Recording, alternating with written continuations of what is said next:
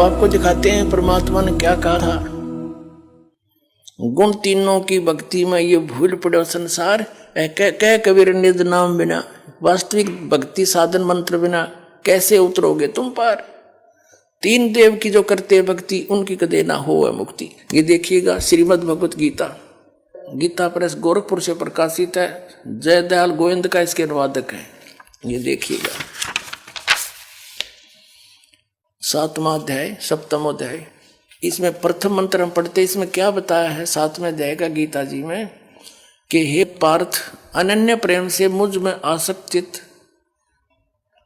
तथा अनन्य भाव से मेरे प्राण होकर योग में लगा हुआ, योग माने साधना में, जिस प्रकार से संपूर्ण समग्रम यानी संपूर्ण तय संपूर्ण रूप से, इसका अर्थ है समग्रम माने संपूर्ण पूर्ण रूप से मुझको संशय रहित जानेगा, उसको सुन, वो ज्ञान बताता हूं। अध्याय नंबर 7 के श्लोक नंबर 2 में क्या बताया है कि मैं तेरे लिए इस विज्ञान सहित तत्व ज्ञान को पूर्णतः कहूंगा, जिसको जानकर संसार में फिर कुछ भी जानने योग्य शेष नहीं रह जाता। अब क्या कह रहा है कि ऐसा ज्ञान बता दूंगा, इसको सुनने के बाद फिर कुछ भी जानना शेष नहीं रहेगा। अब हम इसके 12वें श्लोक पर आते हैं। अध्याय नंबर 7 का और श्लोक नंबर ये 12, यहां से इसमें लिखा है, और भी जो सतगुण से उत्पन्न होने वाले भाव हैं, जो रजोगुण से तथा तमोगुण से उत्पन्न होने वाले भाव हैं, उन सबको मुझसे ही होने वाले हैं ऐसा जान, परंतु वास्तव में उनमें मैं और वे मुझ में नहीं है। अब पहले इस गीता अध्याय नंबर 7 के श्लोक नंबर 12 को क्लियर करते हैं।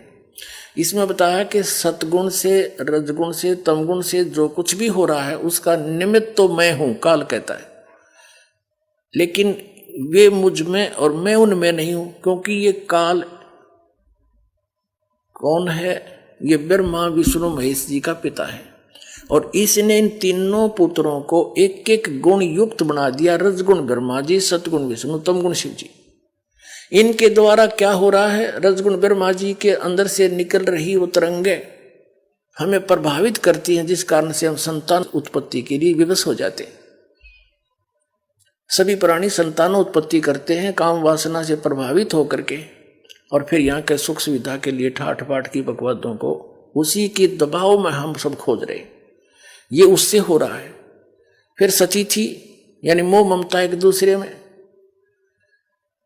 ये सतोगुण भगवान श्री विष्णु जी के शरीर से निकल रही उन तरंगों के कारण हमारे ऊपर अफेक्ट है ये, जिससे हम एक दूसरे ममता है, भाई का बाण, भाई का प्रेम, माता पिता में लगाओ, बच्चों के अंदर संपत्ति में मोह है, ये हटाया नहीं हट सकता। चाहे कितने सिर पर टिकले इंसान, इतने विवश है हम यहाँ पर।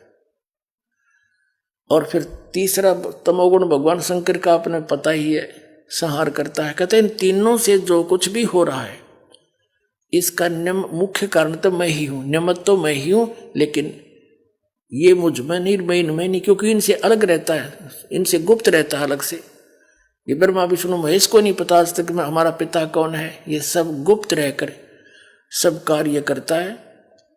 इसने प्रतिज्ञा कर रखी है कि मैं कभी अपने वास्तविक रूप में किसी के समक्ष नहीं आऊंगा।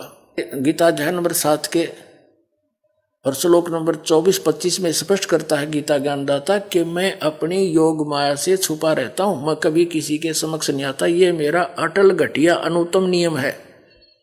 और ये मूर्ख जन समुदाय मुझ अव्यक्तम व्यक्तिम आपनम मनन्ते अबुधा, ये मूर्ख ये सामने खड़े ये मुझे कृष्ण मान रहे होंगे, शरीर माया हुआ, आई एम नॉट कृष्ण, क्योंकि कृष्ण के अंदर तो बोल रहे था वो काल। तो इसने कसम खा रखी है कि मैं अपनी योग माया से छुपा रहता हूं, मैं किसी के सामने नहीं आता, ये मेरा अटल नियम है। इस आधार से ब्रह्मा विष्णु महेश को भी पता नहीं हमारा पिता कौन है। इन्होंने समाधि लाला थक गए, इन्होंने लास्ट में विधान बना दिया कि निराकार है भगवान, उसका प्रकाश देखा जाता है। प्रकाश भगवान बिना प्रकाश किसका देखते हो? फिर तो इन जिन साधनाओं को ये करते रहे उससे भगवान प्राप्ति हो ही नहीं सकती। गीता अध्याय नंबर 11 के श्लोक नंबर 47 और 48 में कहा कि अर्जुन ये मेरा वास्तविक रूप है, ये जो दिखा रखा है मैंने काल रूप, मैं काल हूं और इस मेरी प्राप्ति ना वेदों वर्णित विधि से, ना किसी जप से, ना तप से, ना किसी क्रिया से, अर्थात वेदों और गीता में वर्णित विधि से परमात्मा प्राप्ति नहीं हो सकती। अन्य और कुछ सुविधा मिल जाती है, ब्रह्मलोक में चले जाते हैं, सिद्धियां आ जाती हैं। इस कारण से इन्होंने वेदों अनुसार जो साधना की उसे भगवान तो मिला नहीं, अपने अनुभव की पुस्तकें बना दी, उपनिषद वगैरह और पुराण। अब परमात्मा ने आकर फिर इस यथार्थ ज्ञान को बताया। तो अब क्या बताना चाहते हैं कि इन तीनों गुणों से जो कुछ हो रहा है ये काल कह रहा है, रजगुण ब्रह्मा से, सतगुण विष्णु से, तमगुण शिव जी, उसका सब का निमित्त मैं हूं। क्योंकि इसको 1 लाख मानव शरीरधारी प्राणियों का नित आहार करना पड़ता है, इसको श्राप लगा हुआ, इसने गलती की थी, जिस कारण से ये अपने तीनों पुत्रों से आप जी को अपना एक आहार फसल के रूप में रखे हुए है। जैसे कसाई बकरे पालता है, उन बकरों को सब सुविधा नजर आती है उस कसाई की तरफ से उपलब्ध, वहाँ चारा भी होता है, उनके लिए जल भी होता है, शेड भी डाल रखा होता है, झोंपड़ी गर्मी सर्दी से बचाने के लिए, चारों तरफ बाड़ भी लगा रखी होती है हिंसक पशुओं से बचाने के लिए। तो बकरे ये समझ बैठते हैं कि ये बड़ा दयालु भगवान है, हमारा मालिक है। लेकिन उन भोलों को ये नहीं पता सामने निकाल ले जाता 10-5, किसी का बेटा मरो चाहे बेटी, बाप मरो चाहे माँ, वो नहीं देखता। तो उसमें कहाँ जाती इसकी दयालुता।